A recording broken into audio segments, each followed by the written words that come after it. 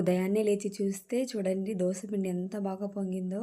మీకు ఈ బ్యాటర్ ఎలా తయారు చేసుకోవాలని కావాలనుకుంటే వీడియో మాత్రం కామెంట్ బాక్స్లో కామెంట్ చేసేయండి. ఇప్పుడు నేనైతే మార్నింగ్ దోసకైతే కలుపుకుంటున్నాను అనమాట.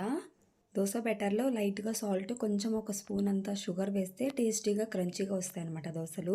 నేను ఇందులోకి కొంచెం ఈరోజు వెరైటీగా కొబ్బరి చట్నీ చేస్తున్నాను, పచ్చి కొబ్బరి చట్నీ అయితే చేస్తున్నాను. సూపర్గా ఉంటుంది. ఓన్లీ 5 ఇంగ్రీడియంట్సే సూపర్గా ఉంటుందన్నమాట. మీకు రెసిపీ కావాలనుకుంటే గిన కామెంట్ బాక్స్లో కామెంట్ చేసేయండి, చెప్తాను నెక్స్ట్ వీడియోలో అయితే.